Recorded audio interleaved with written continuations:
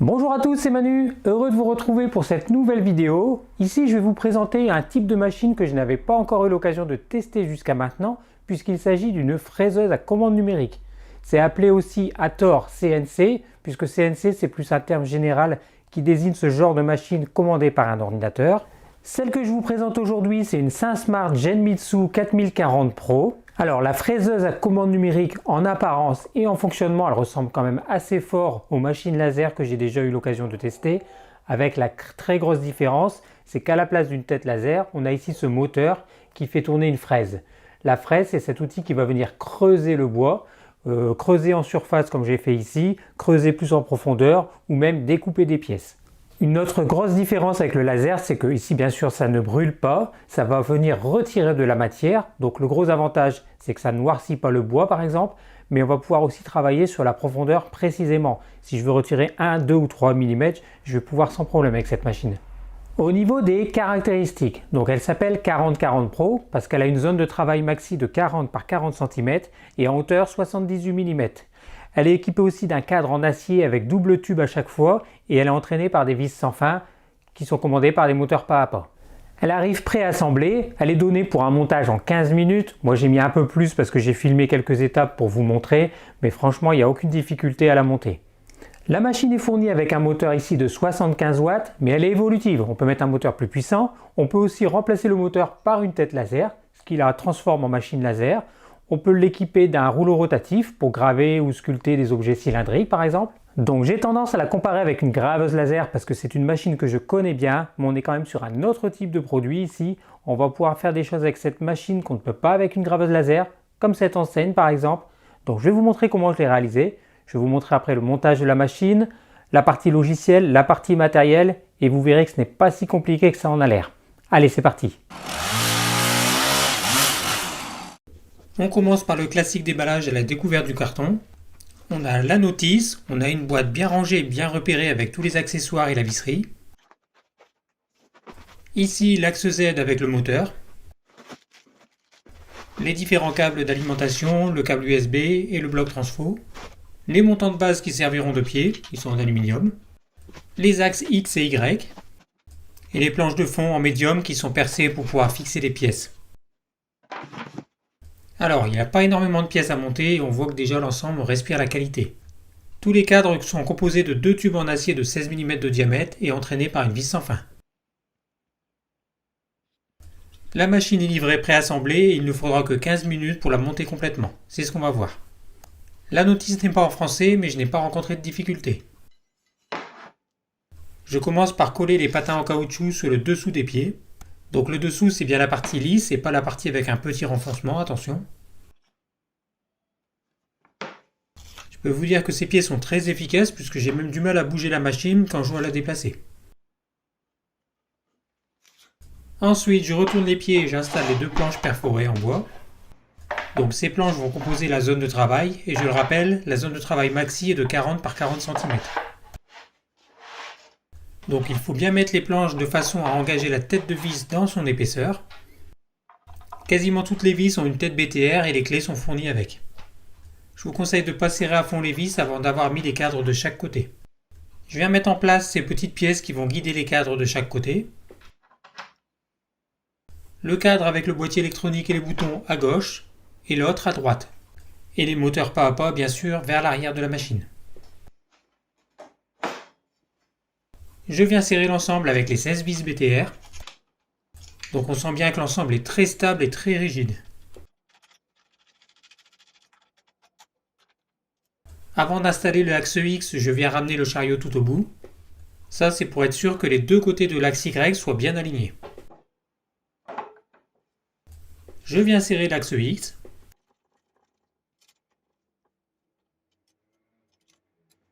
Avant d'installer l'axe Z, j'installe le mandrin sur la broche. Donc ce qu'on appelle la broche, c'est le moteur qui va tenir et faire tourner la fraise. Il vient tout simplement se fixer au fond et la machine est fournie avec deux mandrins de taille différente.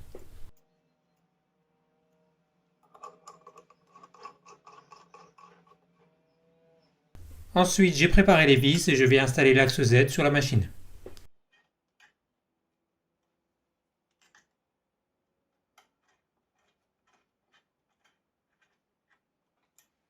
Là, je mets en place le support des câbles.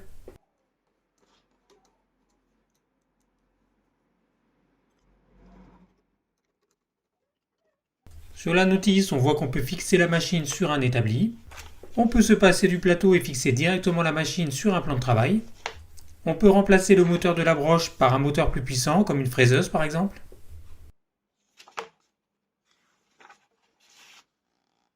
Et enfin, on passe à la partie câblage qui va être rapide car on n'a pas beaucoup de câbles à brancher. Ici, on a les deux fils de moteur de broche, le plus et le moins. Ici, je branche le moteur de l'axe Z. Ce gros câble qui va alimenter les principaux composants de la machine. Le moteur d'axe X d'un côté et de l'autre. Et enfin, je fixe les câbles avec les colliers fournis. Réellement, ça m'a pris un petit peu plus de 15 minutes parce que j'ai filmé, mais c'est une machine qui se monte très facilement. Alors, la machine est fournie avec une clé USB que j'ai copiée sur mon ordinateur. Dedans, on va retrouver quelques fichiers d'exemple. On va retrouver aussi cette vidéo qui explique comment installer le mandrin. Par contre, on a aussi le logiciel qui va permettre de la commander, qui s'appelle Candle. Il n'y a plus d'exécutable. Pareil pour le driver. Et pour cause, l'antivirus de Windows a détecté des virus dans ces deux fichiers et les a supprimés. Donc le logiciel Candle.exe et le driver USB. Donc je ne saurais trop vous conseiller de vous débarrasser de cette clé USB et de télécharger Candle sur le site officiel ou sur GitHub comme j'ai fait. Vous y trouverez la dernière version pour Windows ou pour Linux. Donc c'est ce que j'ai fait, je relance une analyse antivirus sur le fichier exécutable et là il n'a rien trouvé. À tout hasard, je me suis dit que c'était peut-être un faux positif, donc j'ai envoyé ce fichier sur Virus Total pour le faire contrôler par plein d'antivirus, et c'est sans appel, ils ont tous détecté la menace. Donc je ne sais pas si c'est volontaire ou non, c'est un smart, mais c'est pas sérieux d'envoyer des virus aux clients. Donc je reviens sur Candle, et la première chose à savoir, c'est quel port la machine utilise. Donc dans Gestionnaire de périphériques, dans COM port, pour ma part c'est COM5. Donc je vais dans les paramètres de Candle et je renseigne le numéro du port que je viens de voir. Si l'état alarme est allumé en rouge, vous cliquez sur le cadenas ouvert pour l'effacer. Une fois que la machine est connectée, elle est prête. Donc je vais commencer par faire des déplacements avec les flèches. Ça me permet comme ça de tester les trois axes et de voir qu'il n'y a aucun moteur d'inversé. Et il y a aussi un bouton Home pour ramener la machine en bas à gauche.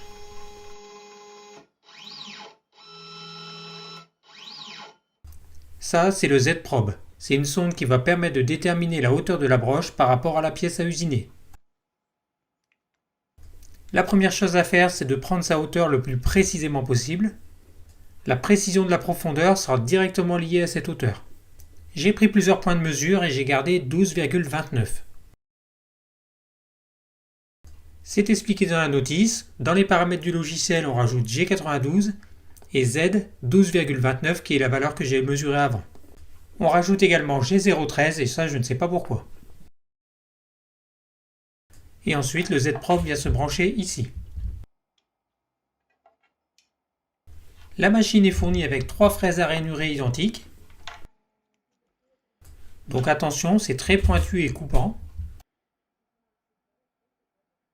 Donc je laisse la protection pour l'installer et je viens la mettre en place sur le mandrin de la broche. Et j'utilise les deux clés plates fournies pour serrer le mandrin de la broche.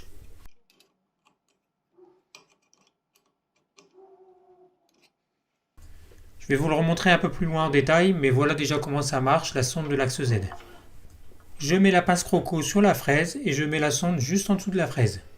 Je lance la procédure. La broche descend jusqu'à temps qu'elle touche la sonde. Elle remonte un peu, elle redescend plus lentement. Et maintenant, la hauteur de l'objet est connue dans le logiciel. Pour mon premier essai, je vais utiliser cette planche de MDF. Alors attention, on n'est pas sur du laser ici. Il est important que la pièce soit solidement fixée à la machine. J'utilise pour cela les pièces fournies avec la machine. Donc il y a des tiges filetées, des pattes en acier, des rondelles et des écrous papillons.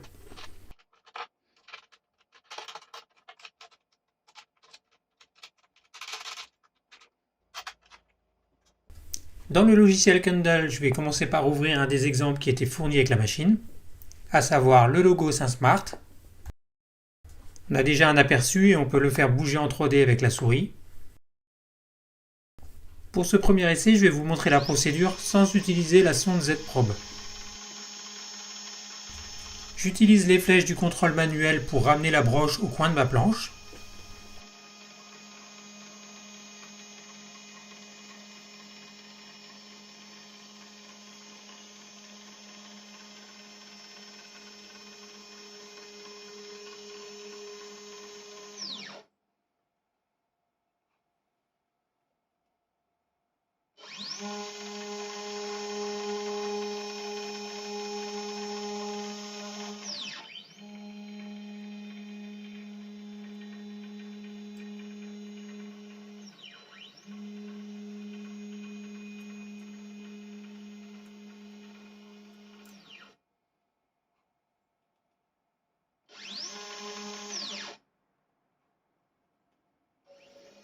Là, je vais descendre la broche pour que la fraise soit affleurante à la planche.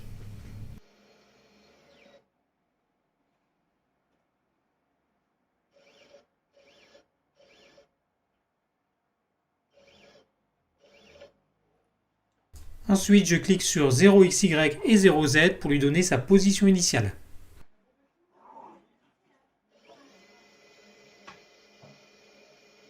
Donc même si je remonte la broche et je la déplace, le logiciel sait où est la position 0 maintenant. Et une fois que je suis prêt, je clique sur le bouton Envoyer tout en bas.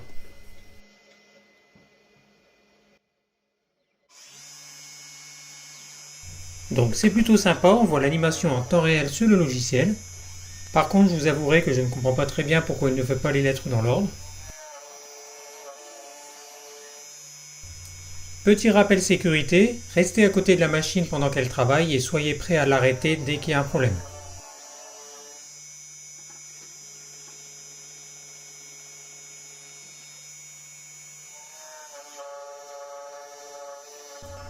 Je vous fais un petit zoom pour que vous voyez comment l'outil travaille. Et de temps en temps, je donne un petit coup d'aspirateur pour enlever les poussières. Et à partir de là, je vous mets le reste en accéléré.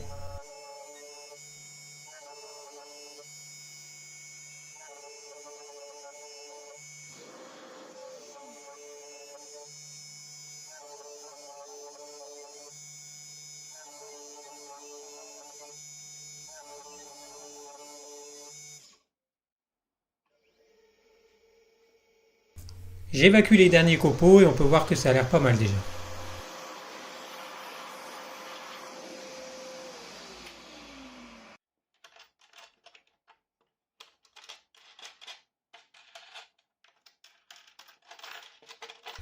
Donc voilà, là c'est brut. Ensuite j'ai donné un léger coup de ponçage en surface et voilà ce que ça donne.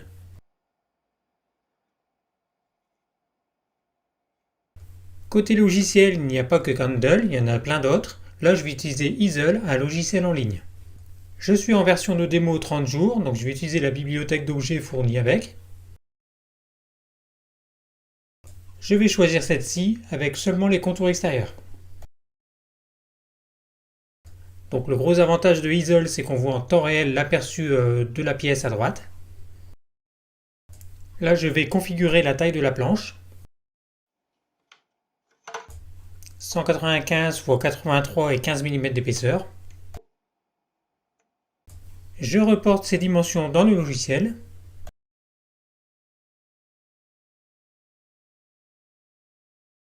Donc là j'ai une erreur parce que le lieu de mètre 15 j'ai mis 5. Je rectifie. Et je choisis bien MDF. Ça va permettre au logiciel de calculer la vitesse en fonction du matériau et de l'outil installé.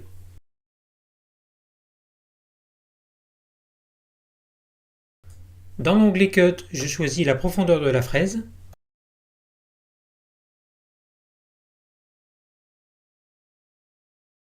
Ici, je choisis le type de fraise. Donc la plus approchante, c'est la fraise en V 30 degrés. L'aperçu s'actualise et j'ai une estimation du temps nécessaire. Là, je peux faire une simulation pour voir comment la machine va travailler. Je vais en profiter pour aller un peu plus loin et ajouter un texte. Donc le logiciel offre quelques outils de base, mais bien sûr vous pouvez importer un fichier complet que vous avez créé avec un autre logiciel. Vous pouvez utiliser par exemple Inkscape qui est gratuit et qui crée des fichiers vectoriels.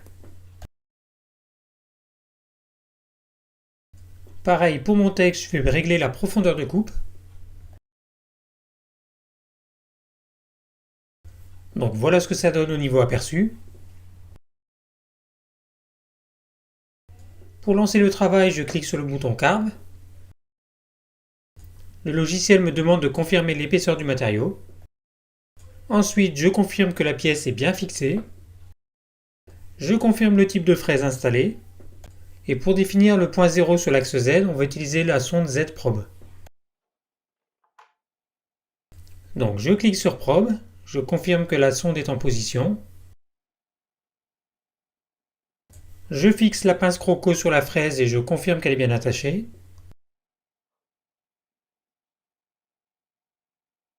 Je crée un contact entre la sonde et la fraise pour confirmer qu'elle est en place. Et enfin, je clique sur Start pour lancer la procédure. Donc la fraise descend, rencontre la sonde et remonte un petit peu. Je la retire et je confirme sur le logiciel que je l'ai bien retirée. Donc c'est vraiment pas mal, le logiciel fonctionne par étapes avec toutes les sécurités pour ne rien oublier. Là, je vais déplacer la fraise en bas à gauche de la planche pour définir le point 0. Pour cela, j'utilise les touches plus et moins de l'axe X et Y. Je clique sur le bouton Set XY0.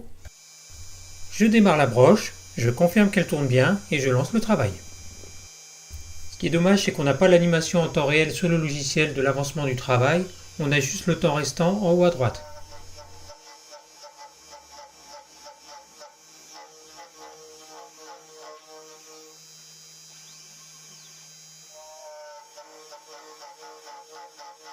Vous pouvez voir que les déplacements sont extrêmement précis, et c'est là aussi qu'on peut voir que la machine est très rigide et très stable.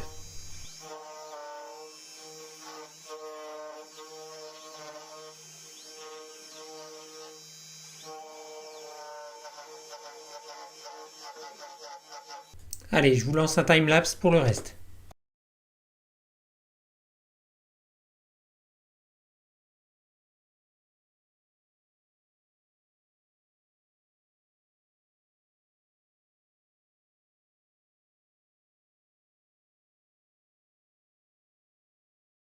Après 14 minutes, c'est fini, la machine s'arrête et la broche remonte. Dernier coup d'aspirateur et on va regarder ce que ça donne. C'est plutôt pas mal, mais ça me paraît un peu profond quand même. J'avais réglé la profondeur à 1,3 mm et là je suis quasiment à 2,5.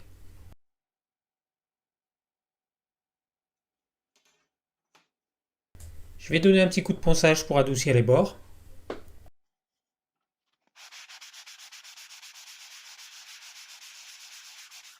Résultat, c'est super net, super bien gravé et les bords sont bien réguliers.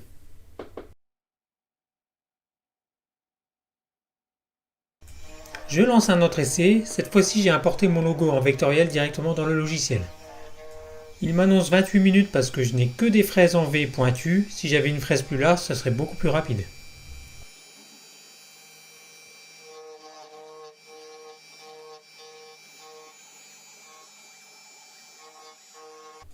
Allez c'est parti, je vous mets ça en accéléré. Pour info, il y a toujours moyen d'adapter un aspirateur sur ce genre de machine, ça vous évite d'avoir tous les poussières. C'est toujours sympa à regarder une CNC travailler. Ce genre de travail serait très difficile et très long à faire à la main, et avec une graveuse laser, on n'arriverait pas à creuser que sur une partie de l'épaisseur du bois. Donc ça, c'est vraiment une machine complémentaire en plus d'une graveuse laser.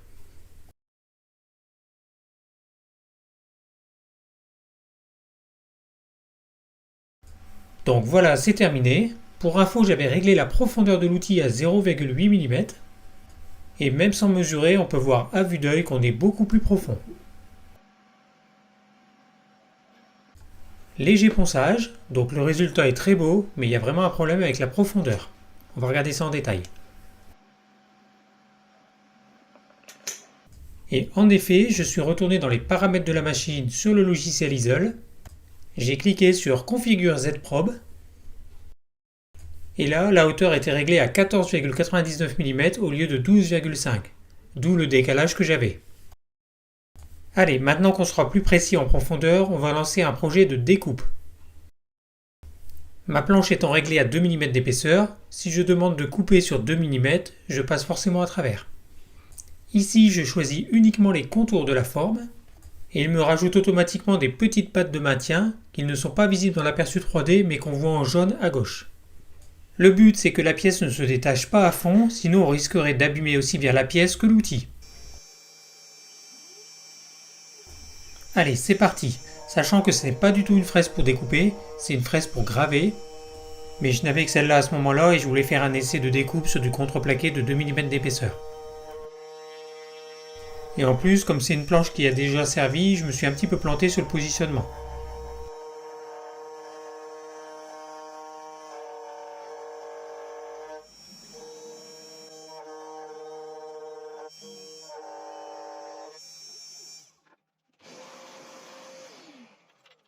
Même si c'est pas une fraise adaptée, la découpe a quand même été réalisée. On voit que les contours ne sont pas très nets, mais après un petit coup de ponçage, on va voir ce que ça donne. Je finis de couper les pattes de maintien avec une petite lame de scie. Donc voilà, on peut faire de la découpe aussi, et contrairement au laser, les bords ne sont pas noircis par la chaleur.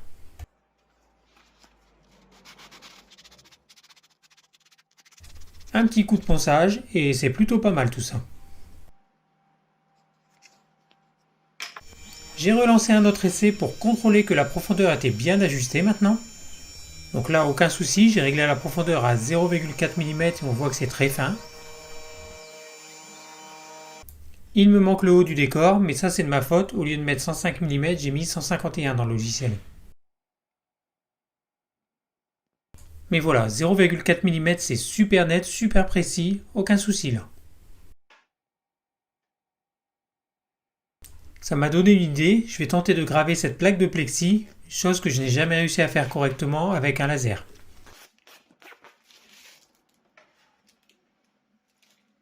Je vais donc graver cette map monde que j'avais déjà utilisée dans un autre projet.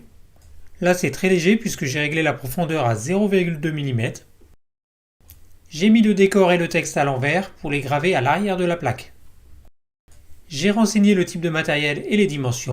Et pour la fraise utilisée, c'est toujours la même. J'ai bien fixé la plaque avec les 4 fixations fournies. Je lance le Z-Probe pour calibrer correctement la hauteur.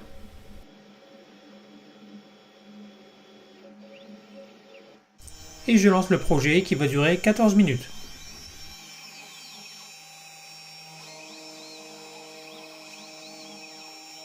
Et encore une fois, on peut voir que la précision est excellente.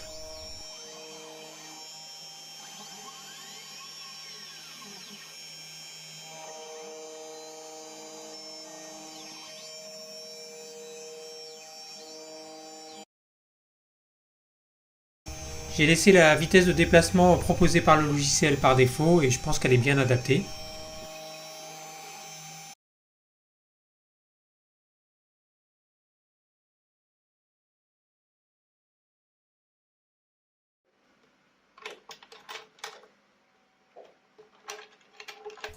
Voilà, résultat, la gravure elle est nickel. Là j'ai quelques rayures mais c'est le film de protection qui est derrière.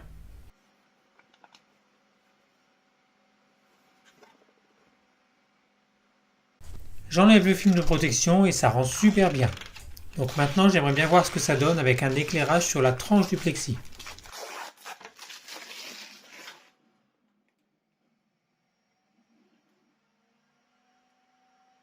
J'ai donc créé un support pour intégrer un bandeau de LED et pour cela j'ai bien sûr utilisé la machine. J'ai d'abord ajouté un premier rectangle pour intégrer le bandeau de LED. Il sera creusé sur une profondeur de 2 mm. Et un second rectangle de 2,1 mm de large, creusé sur toute la profondeur pour laisser passer la lumière et emboîter le plexi. Et niveau outillage, je choisis la fraise de 2 mm. Car j'ai acheté un lot de fraises de différentes largeurs. Donc voici la fraise d'origine qui est vraiment adaptée pour graver. et cette fraise de 2 mm qui est beaucoup plus adaptée pour creuser. Donc j'installe cette nouvelle fraise, mais je n'arrive pas à la serrer, ce qui est normal puisqu'elle a un diamètre plus petit que l'autre. Heureusement, la machine est fournie avec 2 mandrins de taille différente, donc je passe sur le plus petit.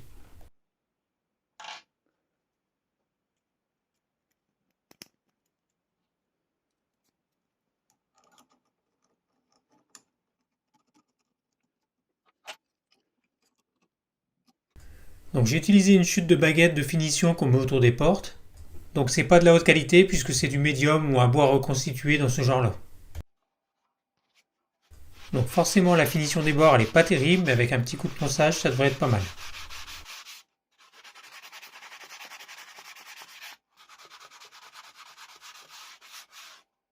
Donc voilà ce que ça donne, les dimensions et les profondeurs sont bien respectées.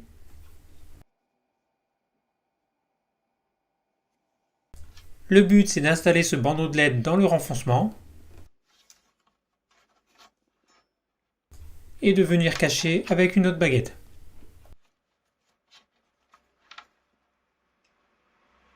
Je commence par coller le bandeau de LED et je vais faire un essai avant de coller les deux baguettes ensemble.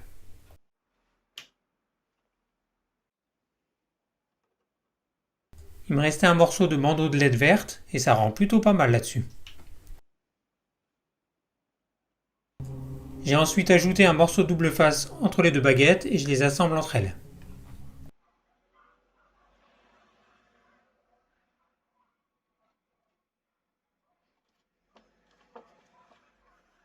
Par contre, j'ai laissé plein de traces de doigts et j'ai eu la mauvaise idée de nettoyer la plaque avec un produit mais il était trop abrasif. Elle est devenue terne à cause de plein de micro-rayures. Dans le principe, je sais que ça marche super bien, faut juste que je sois plus prudent pour manipuler le plexi. Allez, je vais faire un dernier essai avec un QR code pour voir un peu la précision de la fraise, et là il m'annonce presque 1 heure de travail. Donc je sais pas vous, mais moi j'ai pas envie d'attendre 1 heure, donc je vous mets ça en accéléré.